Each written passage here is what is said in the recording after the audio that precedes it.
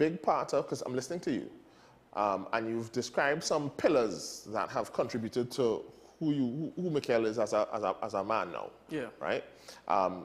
Your faith seems to be one. Yeah, it is. Right? Family seems to be another. And cadet force. Yeah. The cadets seem to be another. So the cadets helped shape you into the person you are today. Yeah. Most of anybody who would have been through the cadet force are actually going through it. You know, people say it's a force for a mango, but the kind of scenarios that they put you through in that organization is a lot of character building moments. Okay. Like, you might be under pressure at 14, 15, you are leading sometimes 8 young men, 8 young women, and according to if you inform 4, 5, 30 young persons following your charge as a sergeant. And you have to be, you're trained to ask them how they're going, how they're doing in school. And you have that responsibility at 15, 16. So your mind is already being developed to look after others. And then a part of your function is to develop a training plan to assist them to graduate or get promoted to a different level. Right. So Cadet Force has its ups and downs, but if I had to do it again, Sule, I would have done it again. Yeah. All right. And for persons at home who don't know, perhaps you've never heard nor seen of Michael Campbell, there are some videos of his on TikTok that you should take a look at, and we'll show them now. There are some people in our own country, their job is to make you believe that the only opportunity afforded to you under this government is to go under a mango tree and catch a mango, and hopefully mango is a jolly mango, and you should celebrate that. That is they make you believe that nothing else is happening in the country. They ask you questions about what is happening as if they're not living in the same country. But you know what? They're blind to it. So hear me out. Watch this. 114 young persons have gained an internationally recognized qualification in either drilling rig operations or crane operations. Graduates of the drilling rig operations program DROP and the crane operations program HOIST were all smiles as they were awarded their certifications on Friday. Dressed in their red gowns, 38 Tobagonians proudly accepted their awards after completing training in fabric art and soap creation. Excitement, one of the many words used to describe the opportunity presented to Civilian Conservation Corps trainees Samaya Charles and Naeem Jones as they were welcomed to the next 99.1 FM. Now, they enrolled in CCC's DJ Science program and will serve as overnight DJs for the next 2 months. On September 11th, the Ministry of Social Development and Family Services distributed 224 home repair grants to those in need. The importance of youth leadership in environmental sustainability found itself as one of the main topics at the National Youth Convention 2024 under the stewardship of the Ministry of Youth Development and National Service. Over 200 students were in attendance, including some online. Providing a strategic direction for achieving better outcomes for young people when it comes to employment and economic participation is the aim of the National Youth Employment Policy Service Level Agreement. It was signed on Friday between the Cipriani College of Labor and Cooperative Studies and the Ministry of Youth Development and Family Services. Mahalia Joseph Wharton has more. The Ministry of Youth Development and National Service, or MyDNS, is moving to even higher heights with a push toward a national youth economic policy. And I would like to believe that that's Trinidad and Tobago. As far as I know, that's Trinidad and Tobago. And what's happening only for the month of September as reported then. And the month of September ain't finished as yet. So probably you should wake up and see what's happening. I know this may ruffle some feathers, and that's fine. Do what you will have to do. So that video that we just took a look at, we just watched a video of yours with you talking about all of these opportunities that are available for young people. Yes. Now, before we get into that, I want to define youth. And according to World Health Organization, which is WHO, and the UN, United Nations, a youth or a young person is considered anybody between the ages of 10 to 35. All right? Under 10, I believe you're a child, but 10 to 35, you're a young adult. So that's you're a youth, sorry. Youth, yeah. So that's what we're talking about, right? We're talking about those persons as youth. In your videos, you speak a lot about youth and opportunities that they have for youth. But I wanna contextualize this, because I wanna say, even though we've looked at that video, what the stats tell us that 40% of the nation, Trinidad has about 1.4 million people, yeah. and about 40% of that would fall in the catchment of youth. We also have a significant unemployment percentage, right? So then my question would be, even though we're saying that there are opportunities for youth, clearly you have a lot of youths. The stats showing us that you have youths who don't have opportunities. They're not, they're unemployed. They don't have things going on for them. You have a lot of youths who dropped out of school, left school early, right?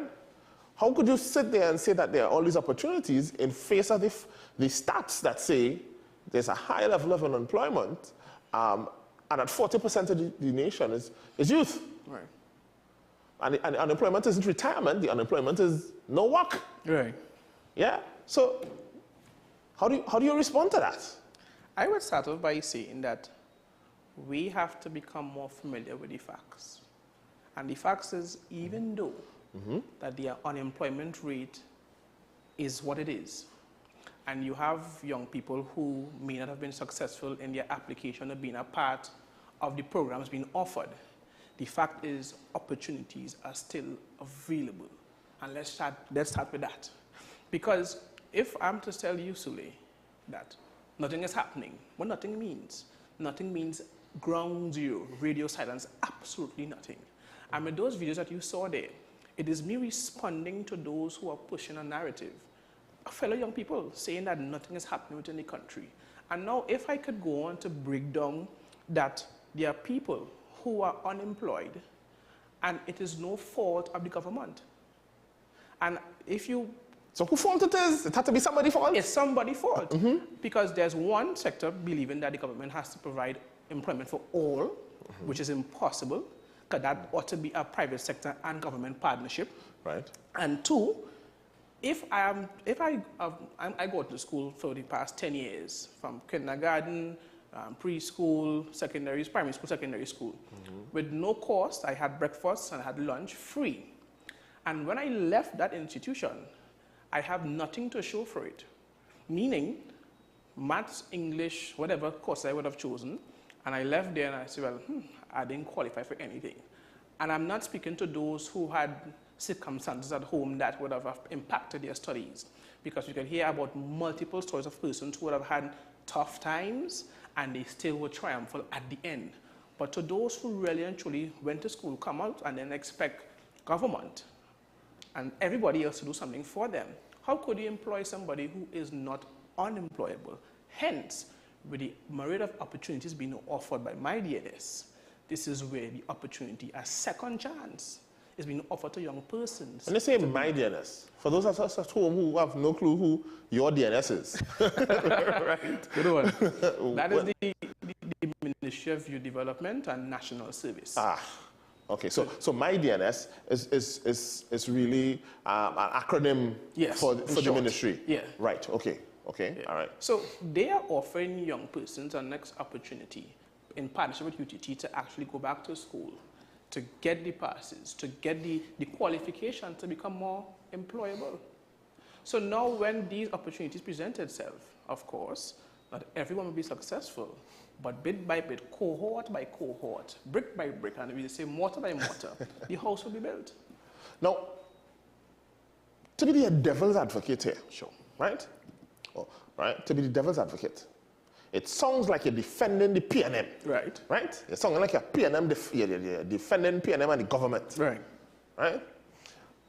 Now, is it just that all we're doing is educating people for creating a more educated population without creating the jobs? So now that these people, okay, so I go to your DNS, my DNS, right? And I do this program, I get and I upskill, but where again the work? Right. Shouldn't Dr. Rowley and Stuart Young and Camille Robinson-Regis, shouldn't they employ me afterwards? Like, you know what I mean? So you've given me the opportunity to educate myself. All right, fine. I upskill. I get a second chance according to you to the skill. Where again I work now? So before I even go into the latter part of the question, I'm a youth advocate, of course, but I have affiliations with the People's National Movement. So I make that clear. Right. Yeah, PNM sycophant is what it is. Well, I won't go down that road, but if that's the case, fine. But in terms of that, at a point in time, if you remember, because some of us clearly forget where we have come as a country and how we have grown. Right. At a point in time, there's not enough jobs. People can't qualify. A job qualification is too much. We're asking for too much. We now come to a stage where we make you employable. Can you remember before, I said brick by brick. So before, you wasn't qualified. We make you qualified. And now, if you recognize, OGT would have mentioned within the budget, they want to increase their catchment from 4,000 to 6,000 persons approximately. While that is the case, persons, when they get the skill, they can go on the OGT program and they have MIC write-up and trying their best to be well massaged into the working sector. There's a part where the private sector has to be at their best, because a lot of us still have this mentality that the government has to do it all. And that's my thing. So we make you employable. Well, so but I vote for you, and if I vote for you, right, you have to give my work. And when you vote for me, and if you're voting for me to, well, I can't speak on behalf of no politician, so let me pull the brakes right there. But to stick to the question, people are saying that they are not, when they get the skill set, and they know a part of that catchment to be employed, and there's not enough opportunities. So like, I've never seen a country where, as you get your qualifications, immediately the next day you are in a job waiting for something. Like that, it don't work like that. But probably there's a notion, or there's some persons putting it out there that I get the skill and then what? Then what? Keep looking. I would have been looking for jobs and I didn't get it for the first month, the second month. But in the meanwhile, I had an opportunity to become employable. It's better to be employable than being there and, well, you're on the block doing nothing. And that's the reality of it. We don't know how to accept the reality that the fact of the matter is a one-hand clap, as long as, I don't know if you can hear this, but it takes an effort, like, you know. Well, there's a saying I took from a good friend of mine that goes, one hand can't clap, one hand is slap.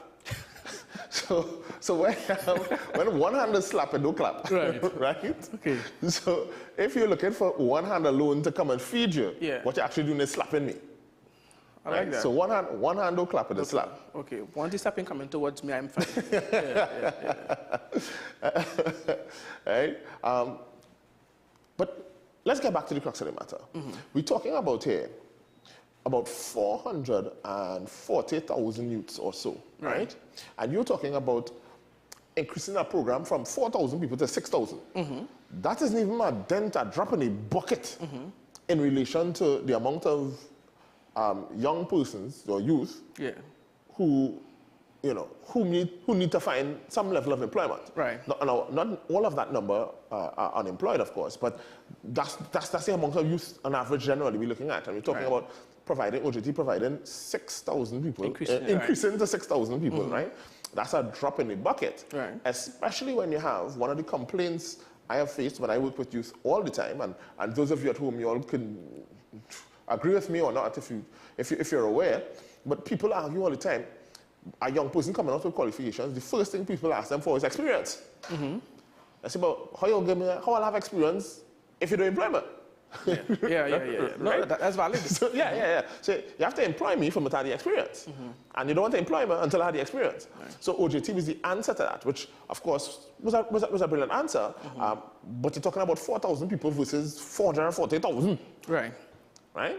That's again, so you have a lot of youth who have applied to OJT and still haven't gotten through. I know people waiting years. Can't get through OJT. So what is the government doing? So I would not just limit the discussion to OJT and the increased catchment, because that was my example as to one of the many initiatives that the government is doing to allow young people to get the qualifications and the experience. Okay. When you simply just go on the website of your DNS, my DNS, the Ministry of Youth Development. Everybody DNS, right? And then scroll down, you would see from the inception of that ministry all of the work that they would have done to get us to where we are today. For the past, let me just use this here. we're in the month of October, borderline in November. Right.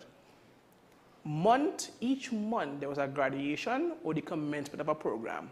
If not Amplify, it was Fuse. If not Fuse, it was Crips. If it wasn't Crips, it was the Homestead program. If it was the Homestead, it was the Shade House. Something was always happening to allow for young people to have the opportunity to better themselves and to become employable and even to gain employment. And also, not just being employed, because if everybody wants to be employees, then who will be the employer? So some of these programs have the element of entrepreneurship. So now you have these young people who are part of these agricultural programs, and that's also a sign that we are moving in the right direction to diversify the economy, is to become farmers and to employ other persons within their farms to ensure that we can become major partners within the export world as we look at it. So that was one. You have the OGT, yes. And then when you look at what's happening in the Ministry of Sport and Community Development, where I think in the month of August they had a graduation for the Dream Chasers program, but there's a different name for it. I can't remember the name offhand. There was about... I was actually part of that. I was one of the... Right. Yeah. You remember the name? Dream Chasers is the name I recall, yeah. And then that was for both young men and women, and then there was a boss lady project that's happening currently as we speak. Right. These initiatives allow our young people to never to be idle, but again to develop the skill to actually gain opportunities, to be employed, or to become, as we would say, bosses of their own companies. And in that same Dream Chasers program, there were opportunities where I think Caribbean Airlines and some other institutions would have allowed the young people to come and to experience what it is to be a part of their entity. Well, as I want to ask that, is it that, and I'm certain that we at home, some of us at home might be thinking something very similar, so I'm channeling the voices from the persons at home now and across Trinidad and Tobago. Is it that these programs have been carefully thought out as to how to assist these children and youth and then help them transition on to employment? Or is it really just programs for program's sake, so that, as some persons have been saying, well, just rolling out programs for program's sake, so that that the government could buff their chest and feel as though they roll out these empty programs that really do nothing really for young people and youth, but they roll out a program just to say that we've rolled out a program every Monday morning. Right. So I understand the question, and here what I would say before I even go into it again. In Trinidad and Tobago, we have a culture. When something is happening good for you, you keep it close to your chest until you complete it. And even if you complete it, they still advise you to move in silence. The ones who make the most noise is the ones who are not successful. And they're right, because if you didn't get through, of course you want somebody to hear your voice so you can get through as well. And I'm sure when you look at that, when you go on social media, you would rarely find the testimonials of people saying, thank God that I was able to go through this program. Because I think if it was last year or 2 years before, there was a young lady who would have took accountability. She said, I've been to school. I didn't do good at Skylark. I took my time as an adult. I spent 5 years. I went through MIC, get my qualification, certified myself, and I opened my own business. That video went viral. I think it was on MIOB and some other. I don't know if you remember that video, but there was a lady talking about she was grateful for the opportunities that she was given a second chance. Oh. That is a testimony, because that makes them 1 in a million. Because persons are so you're playing all fours. I hope you can play all fours. Yes. Right. And you're holding... On university, that's all day. All right. Of course. All right. And you're holding your piece of trump in your hand, because you don't want your partner to know that, your next partner to know, your enemy, of course, that you're holding the jack. Because you don't want to bite her, as young people say, pre. So the vessels who are beneficiaries will not make the noise to say, well, I'm getting through, but they will be grateful in silence. And the ones who are not getting through will make the most noise. Okay. And it will make us believe that things are not happening. Okay. And to go into the question, as you would have asked, if there are not enough follow-ups to see if these people are being successful in the jobs. They are. They are, but again, Sule, do you know anybody who's going to say, well, go right now, because remember the government getting so much Alex for not doing anything, come in and say, well, thank God for the government? Because if you watch my videos, under the comment section, you speak the facts, you give testimonials. You're going down to the well, island. well, I'll come into that. I'll come into that soon as well. Yeah. I'll come into that soon as well. So what? Now, I don't want to take a side on this. And as I'd point out, it does not matter. The truth is, it's like a parent to a child. Some parents really need to do better. They really do. And some parents, no matter how much they do, you know, you always have a child who, at least that's how you're sounding. You always have a child who is ungrateful. You know, your child mightn't recognize everything that you've done. You know, you raise them to this point. You feed them, you clothe them, you dress them, you send them to school. You do all of that. And still not enough. And still, and I raised that because it reminds me of something my grandmother would have said to me when she was alive, God rest her soul. And Granny, I said, well, I remember asking her as a child, forcing me to go to Sunday school. And I said, but Granny, this didn't make sense. So if God make us out of clay and thing and in the sand and thing, why he didn't make us with clothes? Right? Why we had to be spending all this money on clothes and thing? Why God didn't make us with clothes? Right. And my grandma said, well, if he made us with clothes, he'd have to make pockets. And if you make pockets, then you had to put something in the pocket. Granny good, Granny good. And if you put something in the pocket, you had to put something to make the thing that go in your pocket. Okay. Yeah. Right? So we as human beings, right, this is not for or against, but we as human beings have this innate desire, always insatiable, always for more. There's always more. So God has given you life, and you want more. Yeah. Right? So, more than life. But yeah, so you had life, and now you want a mate. You get a mate, you want clothes. Right? You want knowledge. And so we as human beings, just psychologically, seem to be designed in such a way that we always want more. So it doesn't matter how much you've been given, you know, you want more. Yeah. And so I want to take this opportunity to talk about youth and in other countries. Now, very recently, a certain minister would have made a comment talking about people need to travel to see how things are in other countries, right? And while I do agree with the general sentiment of the idea, a lot of people took umbrage and issued it because it seemed as though it was a statement out of privilege, because a lot of people can't afford to travel in the Caribbean, right? And as some persons pointed out, it should be the government's responsibility to ensure that it's affordable for people, for its citizens to be able to travel up and down the Caribbean island. I'm not going to get into that, but I will say that I recently took a visit to Barbados for a wedding, all right?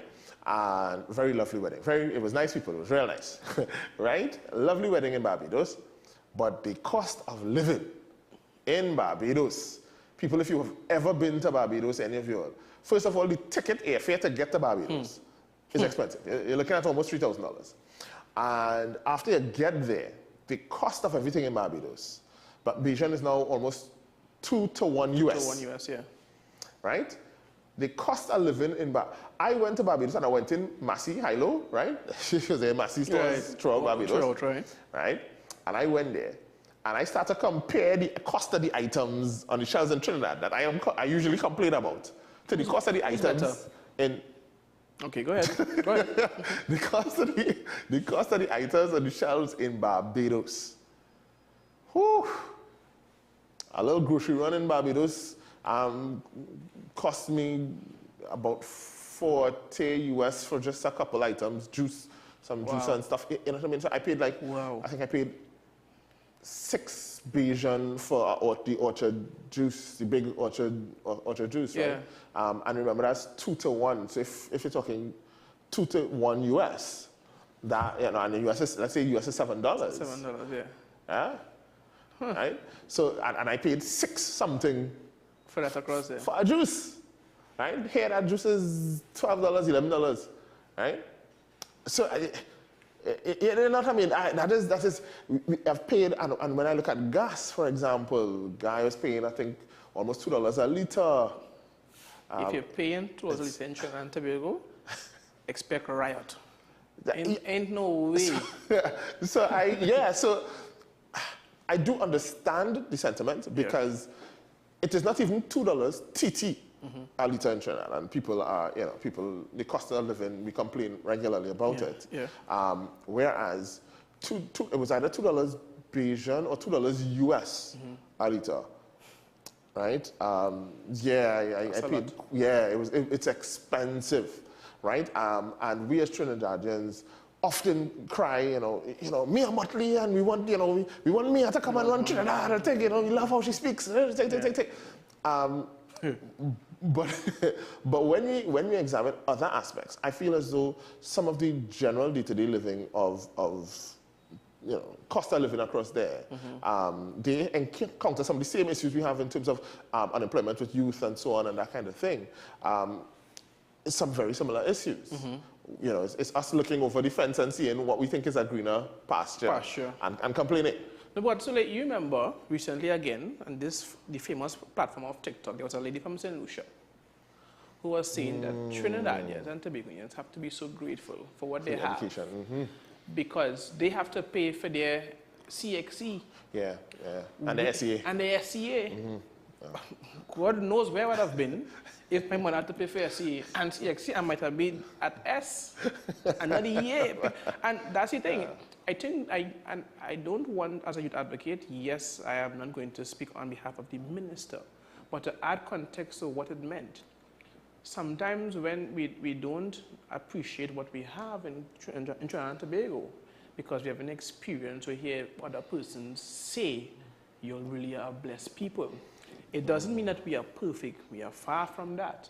There's always improvements to be made. Technology always growing. There's always a different way to do certain things. But again, there's a group of persons, and I'm not too sure why they are called youth advocates, or whatever the case they may be, that tries to make people who need hope, who need the help, and who need to understand that things will get better eventually. They make them believe that, hey, the only hope we have in this country is to sit on a mango tree and hopefully it's a Julie mango and then follow and catch it. and that is not the right way to be, because people who need help, we start by giving them hope. There's a way for it to be done. Imagine those people who live in a place where you can have breakfast. When they send their child to school, it's breakfast and lunch.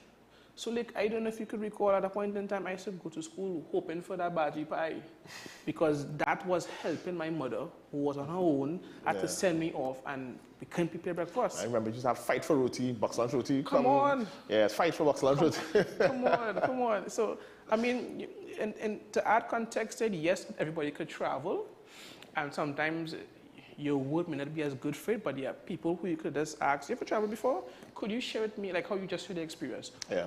What is life like outside of Trinidad and Tobago?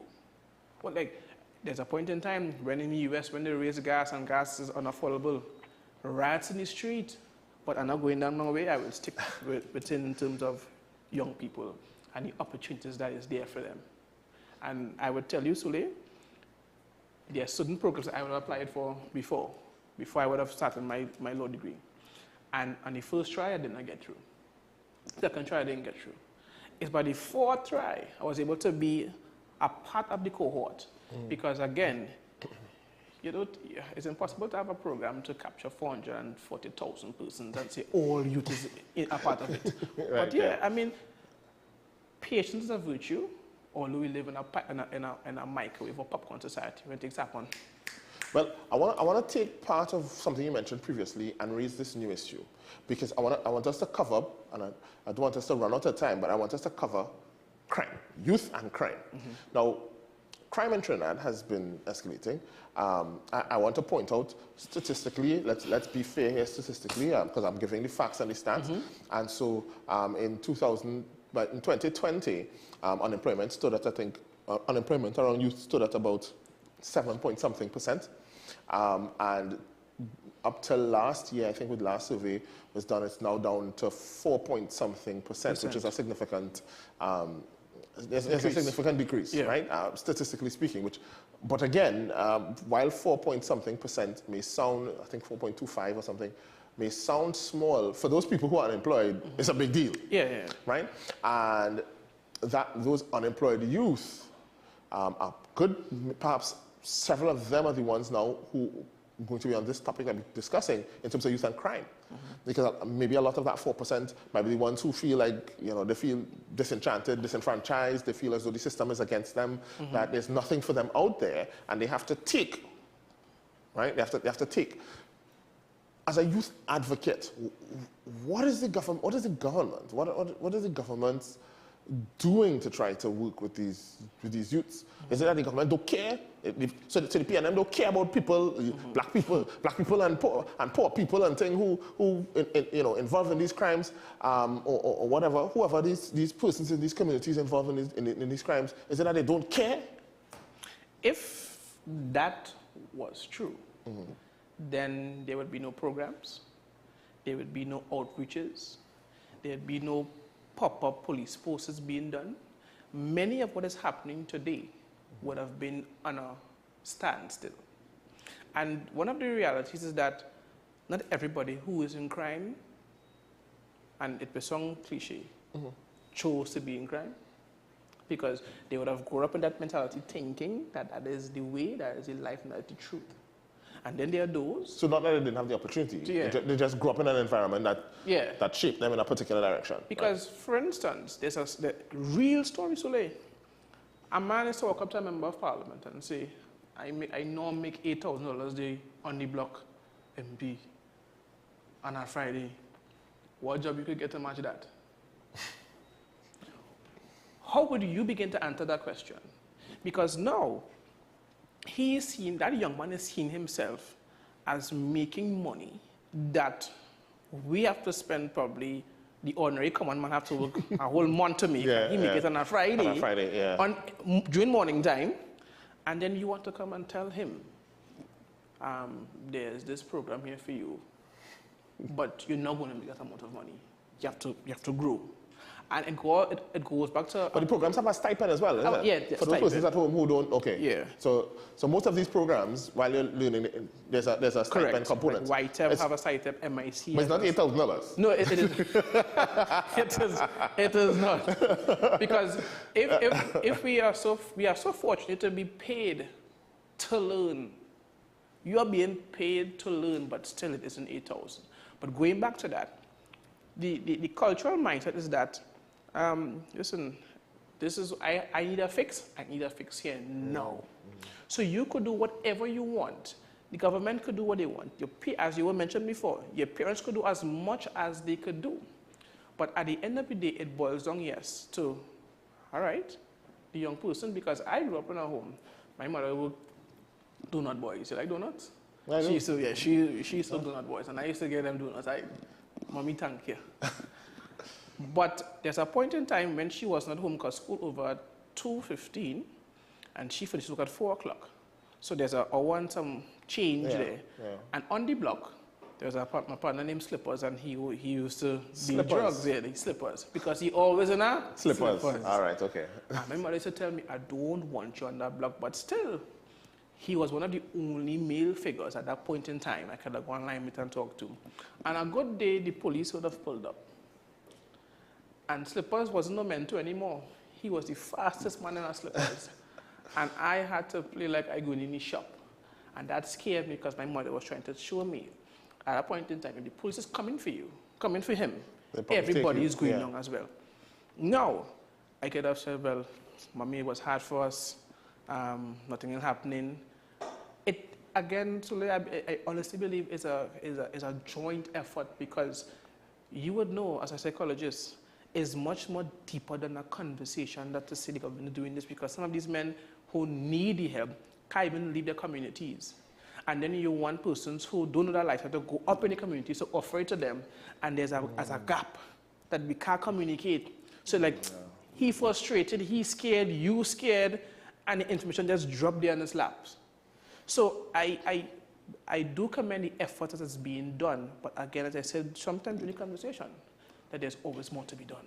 So I'm going to put on a little bit of a bias hat here, because I'm in the field for so long, I feel like I want to jump in and say this. And there's a gap, Trinidad and Tobago, in communication. The language in which is spoken by those persons wanting to help and offer these programs versus the language that is spoken by the person on the block is not the same language. That's true. So sometimes, while the program is an excellent program, you're not communicating to me in a manner in which will resonate with me to take your program. right? Not that the program is rubbish, because as you pointed out, it's hard to argue with every Monday morning a new program is out for something. If you like music, you want to DJ, radio, they have that. You want to do farming, they have that. You want land, they have that. They have that. They have right? that, yeah. You know, a grant to develop the land, there's that. The business part of it. So yes, there are a lot of the programs. But there must be a reason why some of, you still have a large segment of the youth who are not reaching out and receiving that. At first I used to say, well, it was maybe they weren't aware of it, right? But now we're seeing it everywhere on social media, right? On television, on social media, on the radio, they're running Even the influencers promoting it. Right, so they got incorrect. They got influencers involved. Excellent initiative, I must say, that one I can't fight, right? Excellent initiative. But there's still an issue. And so there's an issue, I feel as though it's a communication issue. I was sitting on a panel with somebody senior who said, listen, they don't understand why all these things are being offered to youths and youths are not pulling themselves up by the bootstraps. And so I had to explain to that person, I said, listen, you're assuming, based on your values and where you're from, that you could recognize that is a boot. Those are straps, and what you do is you pull it up. You pull yourself from the straps. I said, what they have seen from the communities and whatever that they're from is that they may not recognize what it is. Maybe all they have ever had is slippers. Correct. And so you provide them with good, fancy, expensive boots, and they tie the two boots together and they fling it up on top of the line. Right? Yes. They're telling you, pull myself up. No! Yeah. What do you might? So you put together a program and you put it in the community, and you know what I see? New strangers coming in the community, I can rob them, right? So what you see, it's so the opportunities that they see is not the opportunities that you see. Yeah. You've created this whole infrastructure. You're speaking two different languages. So what has happened is that you have one group saying, okay, good, look, I come and I put this program in this community, and this other group is saying, good. They bring new people in the community. We go rob them. Right? That's unfortunate. So the language is a different language, and so perhaps what we need to look at is how to partner with communities, because the youths need to be communicated with in a certain way. In a certain way. Okay. Right? One of the things I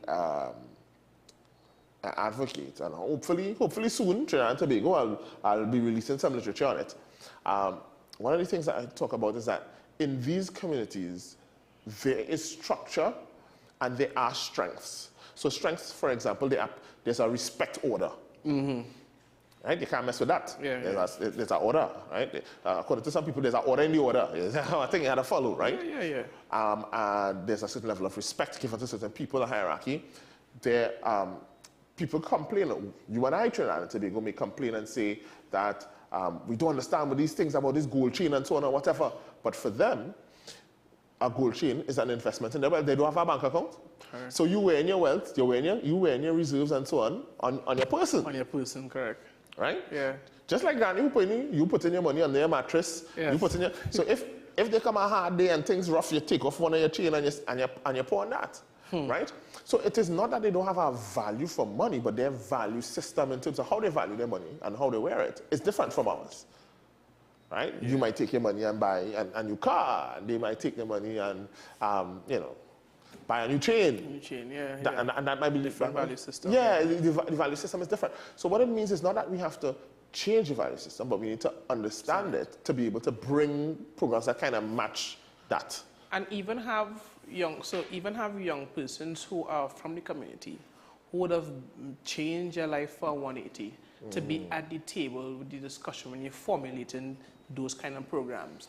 Because it makes no sense forming a program with all the beneficiaries in mind. Correct. And understanding what they want. The cash back, yes. Because you have persons who maybe twice their age, never didn't even know. The textbook, When they smell marijuana, like, what's that? They don't understand the smell. Making that decision on behalf of them, and then you recognize why we're pumping certain monies into this and it's not working. Bring the beneficiaries to the table to bridge the gap as well. So that I think there's the Trinidad Youth Council who they have the different, all the youth groups ought to be under their remit. And like when the ministry is doing their partnership, the council can literally reach out to different groups who may have their strengths, as you have mentioned, to bring their conversation to the table? Something as simple as, when you design a program and you may say, listen, it's for young people, I'm running this program, a training program, for 4 hours. Now, while in theory that might be excellent, if it's in a certain community, you have to remember them fellas in that community might be smoking regularly. You have no way they sit down and focus for 4 hours. That's regardless of how nice the program is, regardless of how nice the program is, it's just not going to happen. And so some of these programs perhaps need to be tailor-suited to the environment. As you said, speak to certain groups so that they can advise, so that we can bring solutions. Because part of this can't be that we only criticize, which is my issue with a lot of Trinbagonians, right? Is that we criticize, which brings me to your video. Have you only gotten positive feedback from, because your videos, as we've witnessed some of them, it's not necessarily chastising anybody or downtrodden anybody else, but persons have said they don't have the information and then you provide information and where they could get the information. Have you gotten positive feedback always from that? Positive feedback always? No. If you go on the comment section of those videos, there are people who outrightly tell you, tell me, as you mentioned before, I am a PNM sycophant, I am pushing an agenda, this is not true, how to get it. And of course, there are those who are so lower than the white line, they go to call names because they can't digest the fact that there are opportunities existing. I believe and social media have given persons platforms to speak their minds. Of course, yes. And you can't stop somebody from speaking their mind, but there are a lot of people who literally will spew hate in the midst. It's not uplifting, So, because as you mentioned, all of the videos, not to attack anybody, but their personal life or what they're doing, but just to share my information that I have there to let you know that, hey, XYZ is available. So if you see those kind of comments sometimes, first, it is so outrageous. TikTok themselves has asked me if I want to filter the words, and they're seeing bullying taking place on the comment section. So now I don't even see all. So like when I click sometimes to approve or to not approve, so I'm like, what? This is what happening? I mean, we are comedians here, but I need prayer. As the Commissioner of Police say, pray for the country. I do think that as Trinbagonians, we oftentimes, and Trinidad, this is me speaking to you all, we oftentimes, regardless of whatever is done, hyper-fixate on the negative. So we don't look at what are the positive steps that have been taken and then try to get persons to improve on the positive.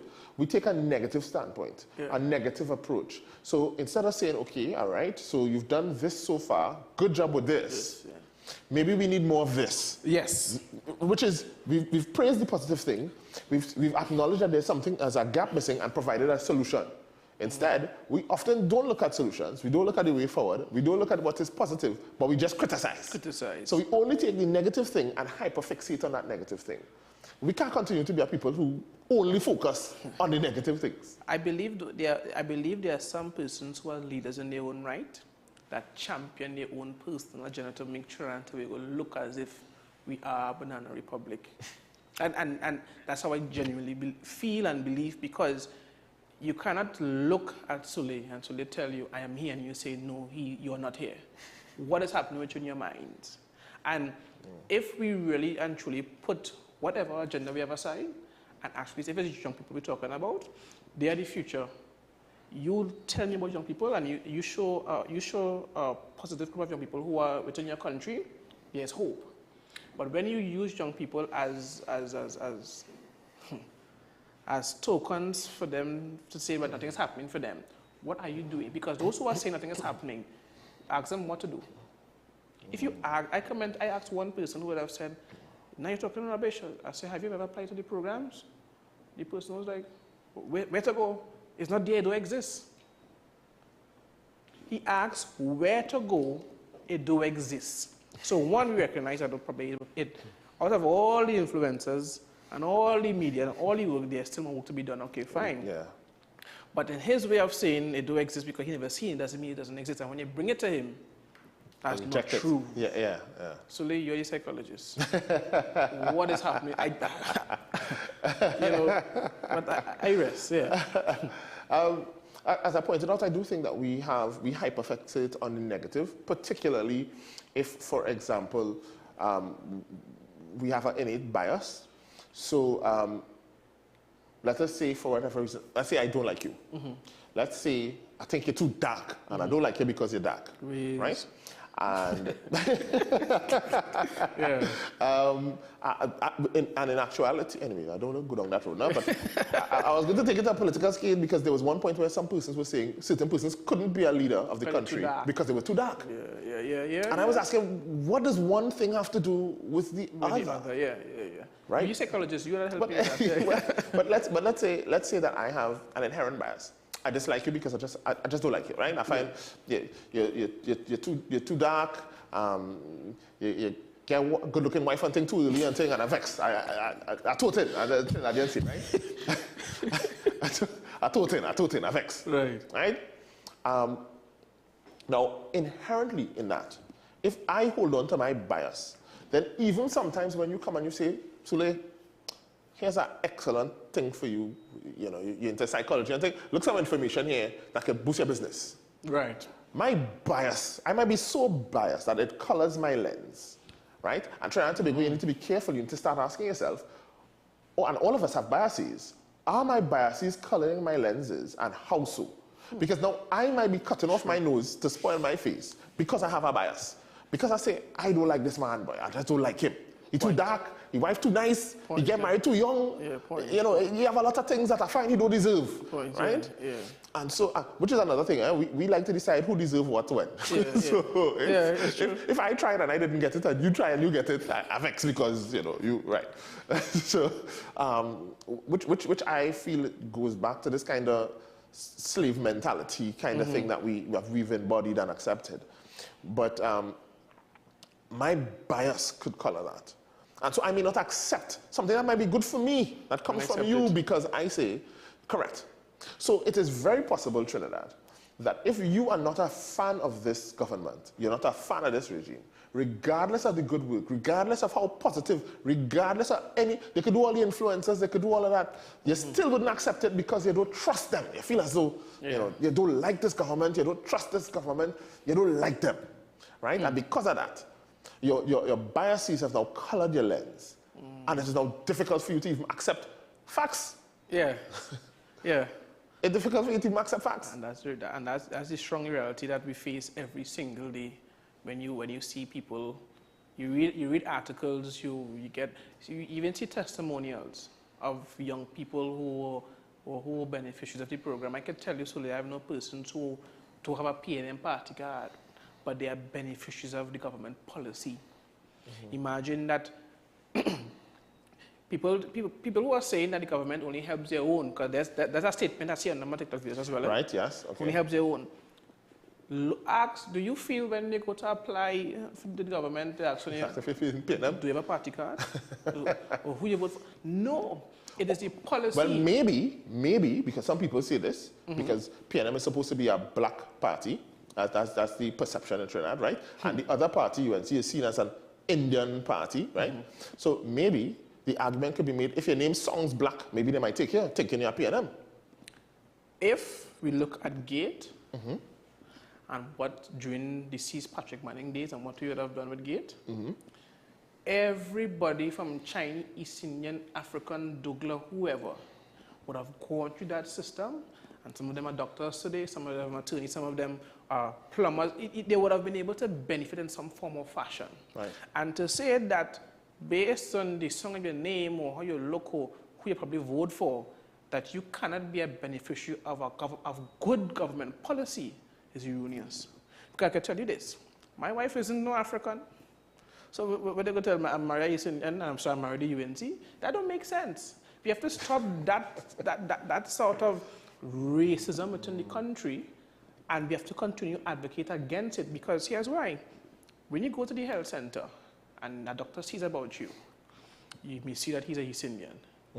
Are you going to say, well, don't save my life? Yeah, don't save my life. See, you didn't vote. No, and as you were saying, that lens, because I love that, because last time you were on a podcast together, you spoke about trauma, and I took that and I put it on my wall. Now you spoke about the lens, because it's so, that's serious. Yeah. Your lens being colored that you could see nothing good coming from a person. Yeah. Then I need to send you to Sule Joseph, who will give you assistance. Some assessment, right? Yeah. So some kind of help, because that cannot be it. Yeah. You know? Yeah, and I like the analogy you gave, because it was a very real world situation where I was aware of someone who went to a heart surgeon, right? They were having heart issues, complications, and they refused the surgeon's assistance because of the ethnicity of the surgeon, right? And I'm saying, are we still there in Trinidad at this? You know, are we still at that point? Do we still? Would you rather die than, you know what I mean? So our biases, people, and I liken it to dying, because not putting yourself in a space where you can earn your own dollar safely, educate yourself, grow, just developmentally grow. Not putting yourself in a space like that is akin to allowing yourself to die. To die, sure. And are you willing to allow yourself to die just to prove a point that you don't want something that comes from a group you don't agree with? Heavy. And I would even say, as a youth advocate, so do you like doubles? Of course. You like pilau? Of course. You like kalalu? Yes. To make, when you're making kalalu, yes, Swizzle, or you blend it. That's usually blend that out. Right, you blend it up. Yeah, right. You ever see... So it's like too traumatic for me. I get ready to thing. I can't. Yeah. You ever see the God-given creation when a Douglas is born? Yeah. How good a Douglas look? And I'm saying, what unites us as African people, as East Indian people? Our young people, like, we're not really on that, you know. There's an older generation that tries to spew that negativity. All right. And our young persons, while we may have our shortcomings, we have love as well, eh? But you just don't see it. Right. We have love. Like, there are good young people out there who really and truly support one another, want to see you and want to see me when they're pushing that. It don't matter what the color of your skin, whatever the case would be. So like, we celebrating Diwali. I go in for curry later. and the thing is, they're not gonna say. I love curry, by the way. That's what must be my favorite, if not my second favorite. I love a curry. Come on. I love curry, yeah. And within that context, I believe when we start from, as a youth advocate, we start from the place of loving one another, not based on the color of our skin, texture of our hair, or religious and that kind of thing. When something is good, we call it good. When something is bad, we call it bad. As we would say, call spade a spade. Oh. Yeah. Now, in closing, because what we found, the stats show, is that the voter turnout by the youth is always low. Yeah. Right? Because, and I don't know if it's, when I speak to youth, I hear them say often to me that they feel as though it don't matter, they're not with this politics thing, right? It didn't matter who they vote for, they had to live at the end of the day, right? And so it's the older heads who keep kind of pushing people to go and vote for whoever and so on or whatever.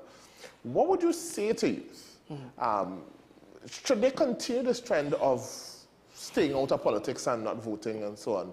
Or should they get involved in politics more? Should they, what would recommendations would you make to youth out there who may be looking at this program, who might be looking at it online, on television, wherever? Yeah. What recommendations would you make to them based on this whole politics thing? Because politics is not for us, you know, politics is divine. And you know, as you pointed out, youth is love, it's more love, right? So what would you say to them in relation to that? I appreciate the question, because I know many of us are following the US election currently and how the Obamas is actually campaigning for Kamala Harris in this election. And there was a segment where there were some young persons talking to Barack Obama. And he asked them, would you want some old person to dictate the music you listen to? And they were like, no. The clothes you wear? No. She said, so why would you want this old persons alone to dictate who will be your next president, who will determine the policies that you will be beneficiaries of? And that was a heavy question, because the young person was like, I could control the music because I like that. I could control the new kit in style. But when it comes to what matters, really and truly in terms of my future, because I know across there, student loans is a major thing. And yeah, I mean, there's the fact that the social justice system where black people is concerned, there's a major thing as well. In our context, young people it's not like they don't like politics, you know. They do not like the fact that the politics have so much a noise around it before they understand what politics is. Because politics is governance. It happens every day. Even when you go to school, your teacher, you may see your teacher like the student more. That's politics because there's something influencing your teacher to like the student more than you are. And I believe we would only stop that trend when more young persons take the brave approach to get involved. So like myself being involved in it, it's not easy, Sule. Sometimes you go to bed, that wasn't a man to you. You don't know what you're shooting for. But for some reason, you recognize that he see on TikTok or he see on a platform and you recognize that you supporting that. And not young person know what that. You eat another doubles or triple and a man shoots and the place get tense. Why? But if we are very concerned about our future and we want things to change, young people, we have to do better. We have to step forward and say, listen, this is my country. I want to take control of it. Come hell or high waters, I will do what is best for me and my country at this point in time. Because if we don't step in, you will have persons who automatically just find themselves there. And you don't want somebody to make automatic decisions for your own country. Be intentional about what you're going to do and step in. And if you don't want to be in the front line, be someone who will be a technocrat or even somebody who has the know-how to advise the person who have the say with the people on the ground. Right. That's really my closing remarks for youth and politics is concerned, Sule. So if you were to give them one sentence to Trinidad and Tobago, just one sentence in closing, wrapping up, Michael Campbell, youth advocate, one sentence you want them to stay and leave with, what would that one sentence? Brief, point. Whatever it is, my motto is can't stop, won't stop being the best version of yourself. Okay. All right. It sounds like Puff Daddy there a little bit. All right. that was their motto. You know, in good standing, bro. True. All right. Sorry. I take that back. All right. Cool. All right. But I like it. You can't stop. You won't stop. You know, just keep reaching, kind of thing. Yeah. All right. So Trinidad and Tobago. Before we start down crying, perhaps the lack of opportunities or the shortcomings, because they're always going to be shortcomings. In any program, in any sphere, there are always going to be some level of shortcomings. Let's do full research to ensure that we understand what is available, what's not available, and perhaps what are the limitations. And instead of crying the limitations, perhaps we should start offering solutions. That's it for me today on this episode of Psyched. Thank you for joining me, Mikel. And of course, if for any of you, for any reason you want to start following his information and stuff that he shares on social media, tell us how to get in contact. How can people follow you on social media? You can look up on Instagram, Mr. Committed. And that's Instagram, TikTok, same Mr. Committed. And on Facebook, Michael Campbell. And you'll see the African king face that I have here to follow. All right, so thanks very much for joining us, Mikel. And for us, the Trinidad and Tobago, until next week, please God, same time, same place, right here on the WESN family. Remember to stay psyched.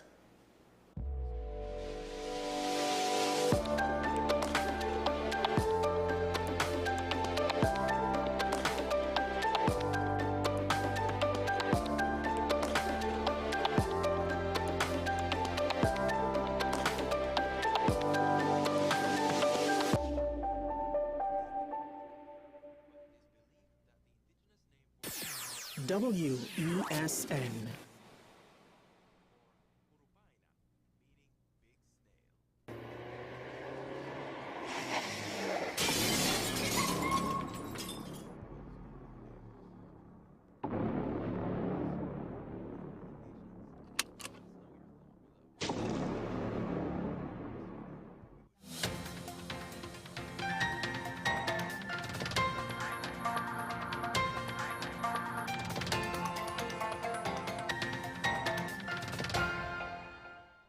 Here is your WESN News on the Hour. I'm Naomi McNish. Thanks for joining us. Here are the headlines. First, Unicia Foundation Scholarship awarded. Tobago police recover stolen items and arrest suspect. Commissioner of Police faces contempt challenge over recruit's oath delay, and judicial review sought over reinstated sexual offense charges. Now for the details. The inaugural Unicia Foundation Scholarship has been awarded to a Form 1 student of Holy Name Convent for the new school year. The scholarship, facilitated by ICNTT in partnership with the Greenwich and Bryce families and Holy Name Convent alumni, is a needs-based initiative honoring the late Ernesta Greenwich, a former UE librarian who championed education.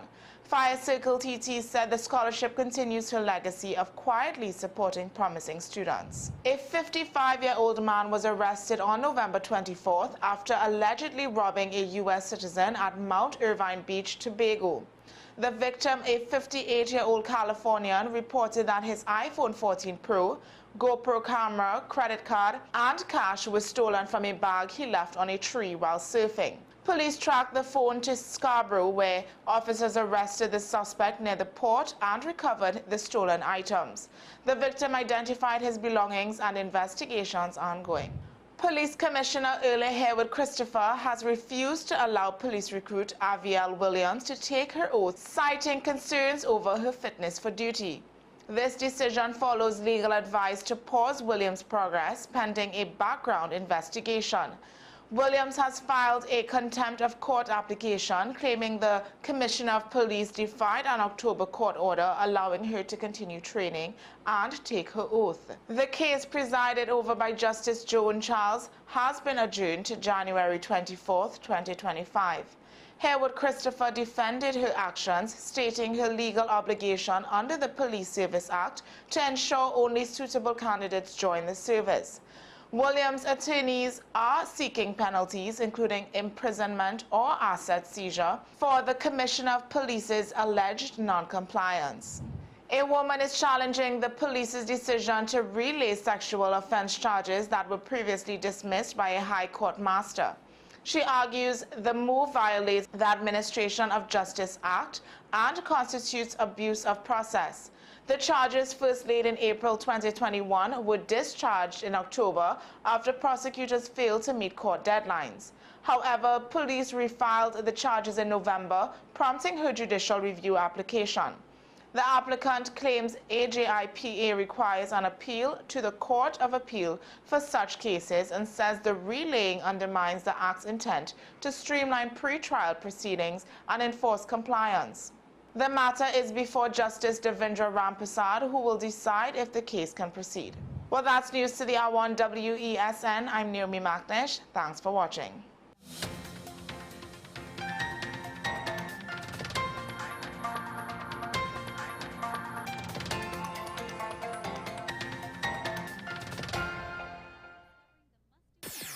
WESN.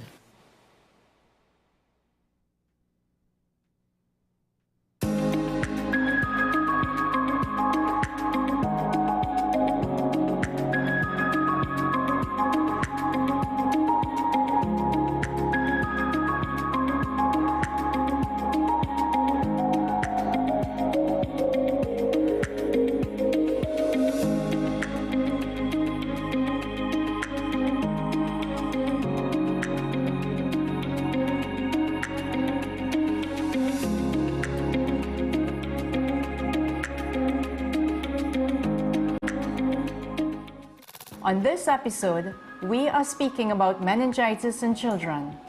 Although Trinidad and Tobago generally has a low occurrence of meningitis, it can lead to devastating complications which can be prevented if diagnosed early.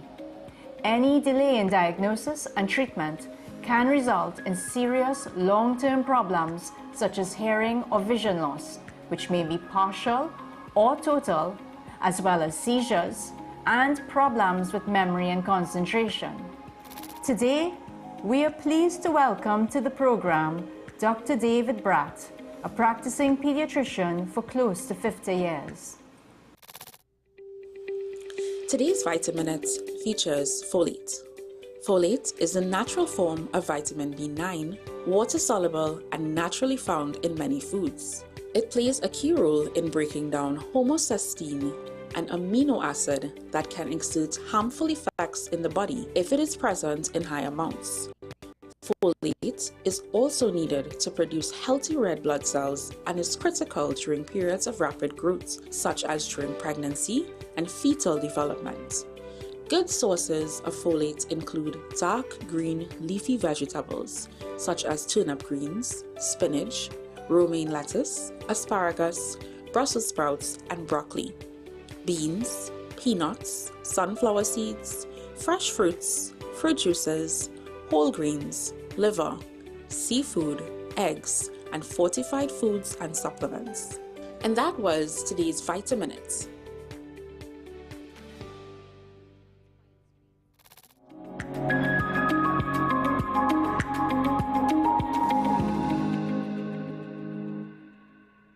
Transform your home with PCU Plus. From stylish furniture to the latest appliances, we have everything you need to create your perfect space.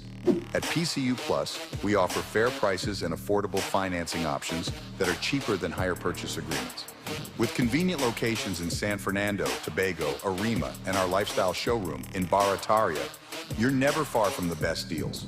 Visit PCU Plus today and discover why we're the top choice for quality furniture and appliances. PCU Plus, quality you trust, prices you'll love. Visit one of our locations or find us online to start transforming your home today.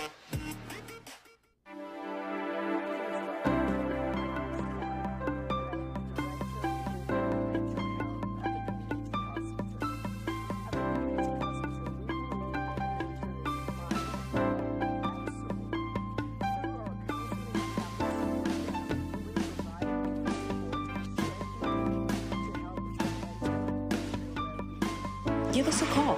The Community Hospital of Seventh-day Adventist, where good private health care is affordable. FanZone, your reliable, authentic supplier, has just gotten better. You can now visit our website www.fanzonett.com for your authentic wear and collectibles. The only place where you can use both your Visa debit and credit cards. Visit our website fanzonett.com to make your purchase today.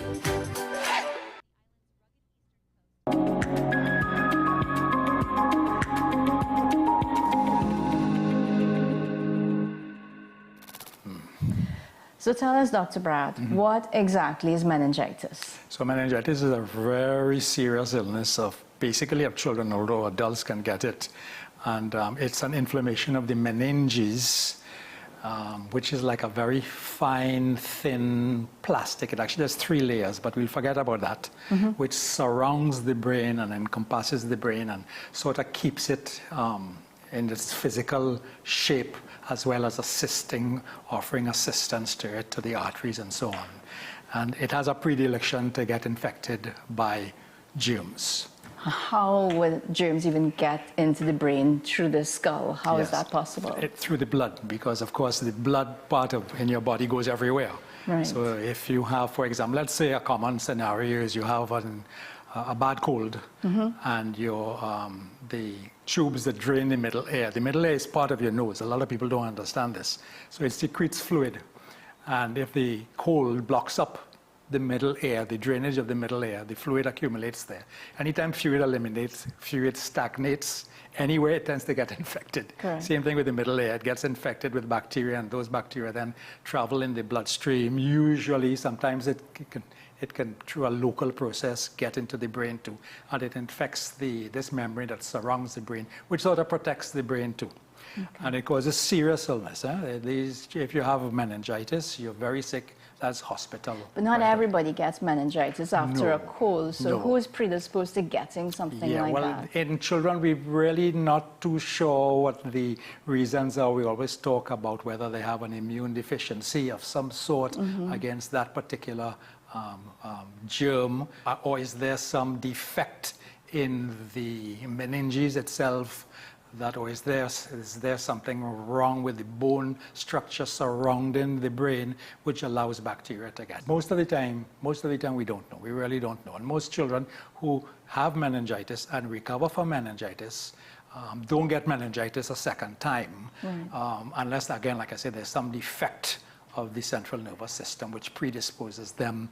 The vertebrae and the back don't close off properly, and that leaves a hole, and that's a totally different thing. But normal, healthy children, if they're not immunized, can get meningitis. Right. So it would be really the kids who have kind of fallen off on their vaccination schedule. Right now, those are the kids who will get meningitis. Right. And they are very few, fortunately.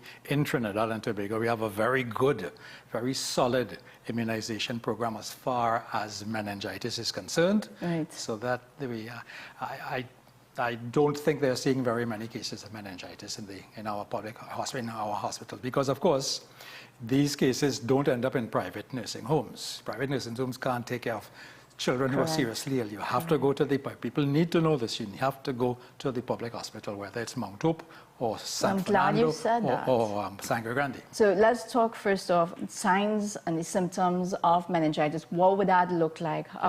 First off, let's say a baby. So sick, so that they're going to develop fever. Right. And they're going to develop, this is serious fever.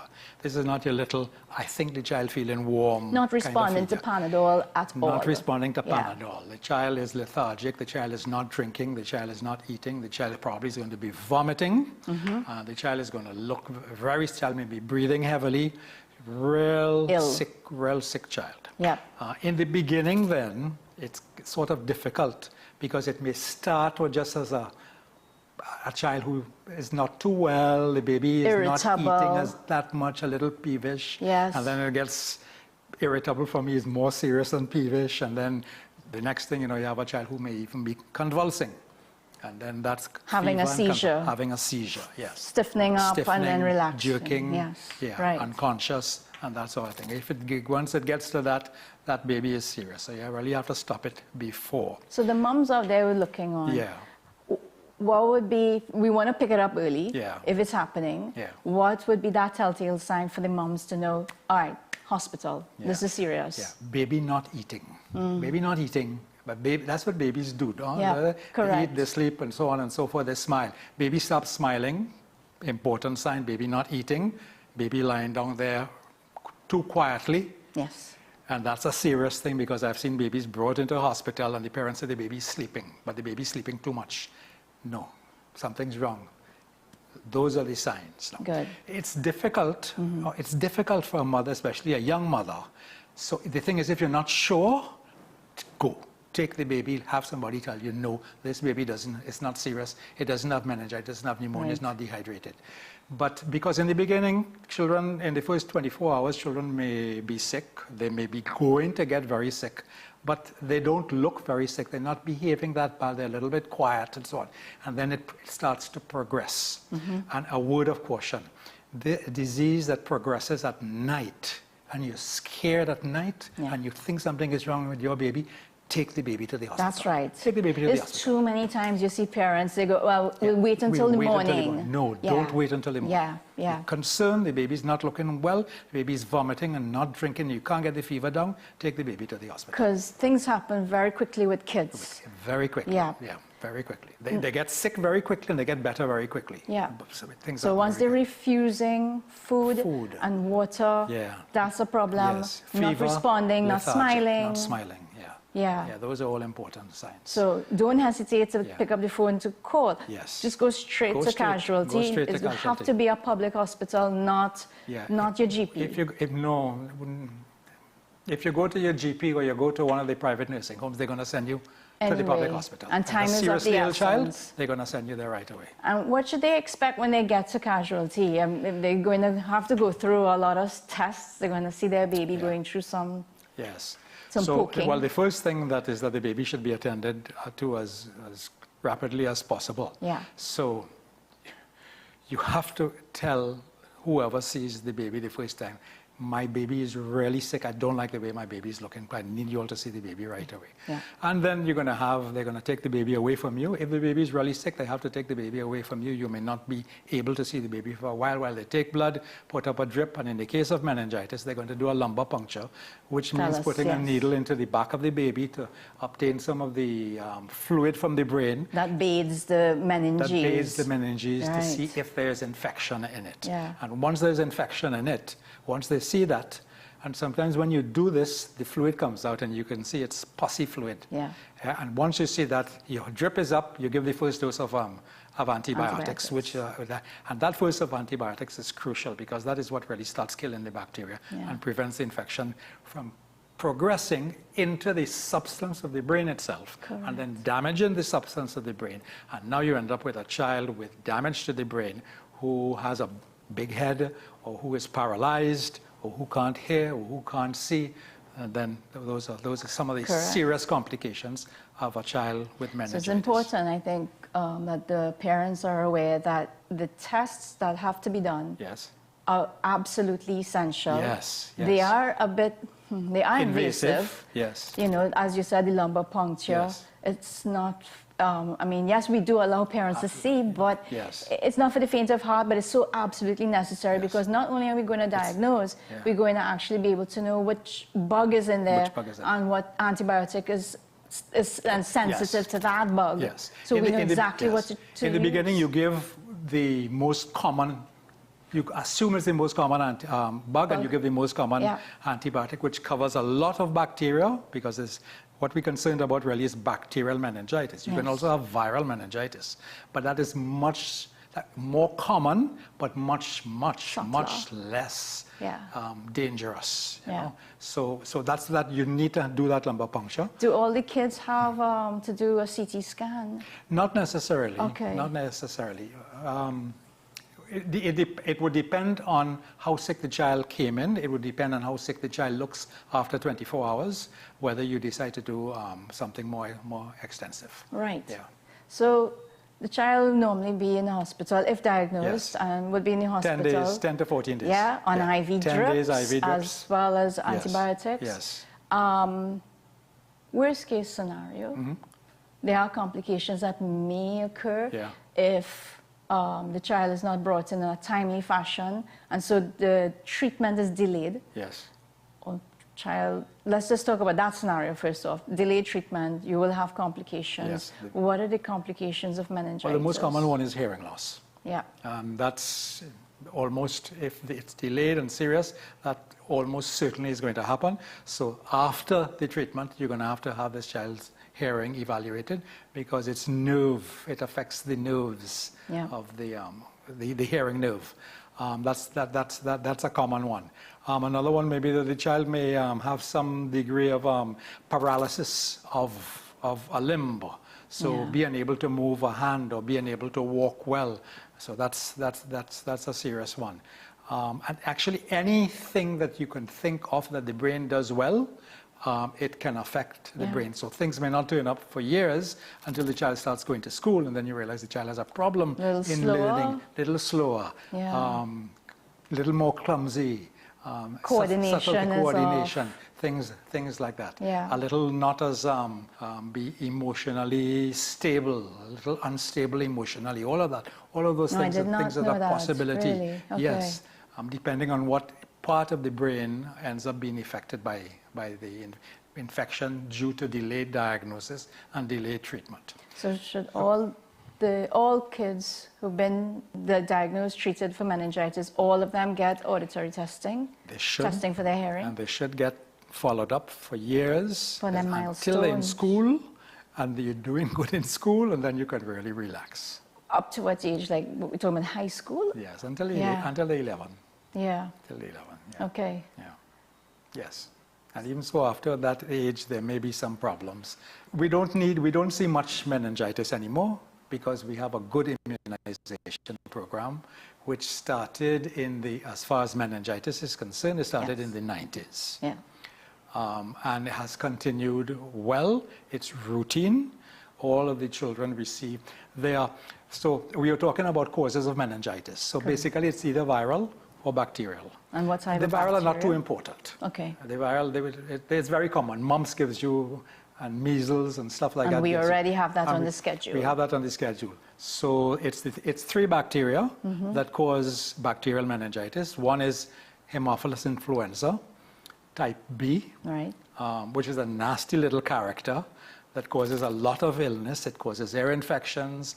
It used to cause something called epiglottitis, which used to cause children to suffocate to death. Yeah. It causes pneumonia, and it also causes meningitis.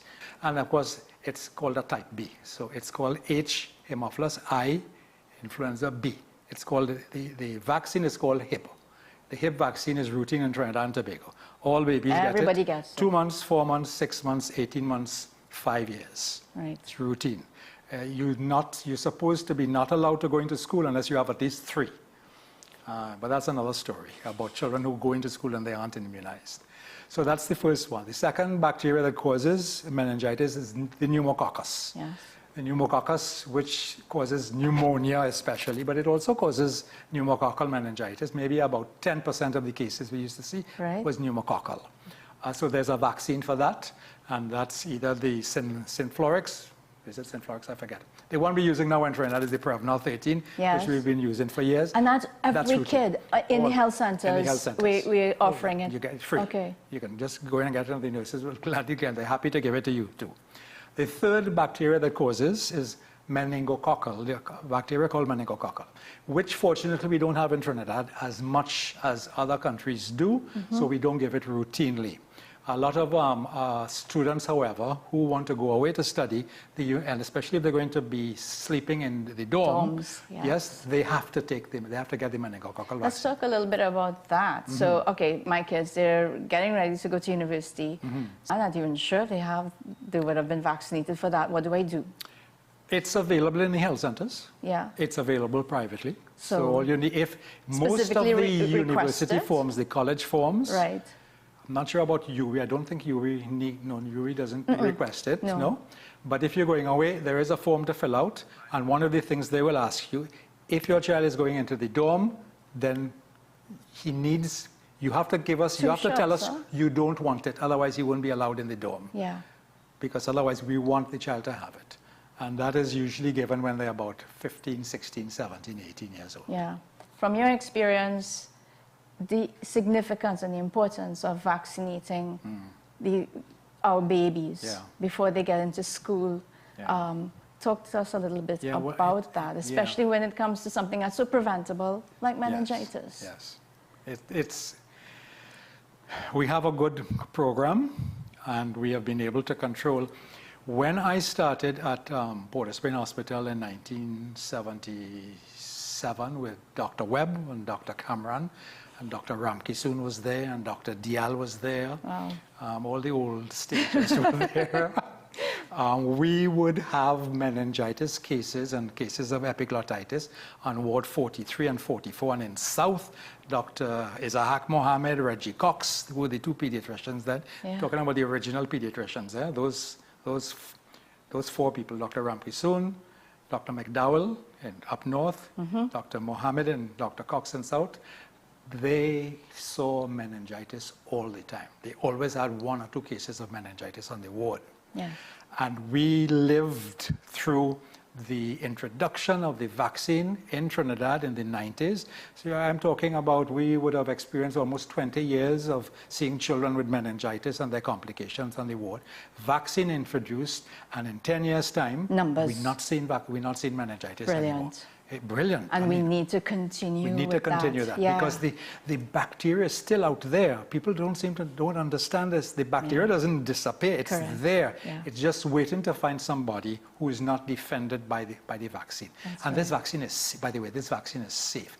This vaccine is not like COVID where you have all kind of people think this and that and the other. It was well tested. It's well tested in thousands of children over a series of years before it was allowed into the community, and it has shown itself to be so effective and safe over so many years. So it's something I think most people accept and do without even knowing what it is their child is getting, just to know the child is being protected. So stick with the schedule. Yes. again, look at if your child has a fever, observe it. Yes. If the fever is not coming down with Panadol Yes. and with cooling your baby, and you find the child is getting worse, more lethargic, Yes. more quiet, less eating. Yes. Alarm bells, red Alarm bell. flags. Yes. Pick up, doesn't matter what time, go to the hospital. That's right. A hospital, public Yes. hospital, be Yes. preferable, Yes. casualty, Yes. alert the nurse in attendance. Yes. My baby is really not looking well. Yes. This is not my normal baby. Yes, yeah, exactly. This Those are not- important words. Yes. This is not my normal baby. The nurse may, well, you know, all mothers coming and think their little baby is very sick. But somebody needs to look at that baby, immediately triage the baby and say, look, this baby looking a little too sick for me, into doctor. If you had to leave the audience with one golden nugget on meningitis and probably even vaccination as a whole, what would you say? Yeah, that vaccination program in Trinidad and Tobago is one of the best public health things that we are doing. Lots of things in public health we're not doing, but vaccination, the public health nurses, the ladies in brown, I think I remember Dr. Lennox Jordan used to call them that. The ladies in brown know what they're doing and they're good at what they're doing, and we really should salute them. Yes. Thank you. Thank you, Dr. Bratt. Yeah, you're welcome.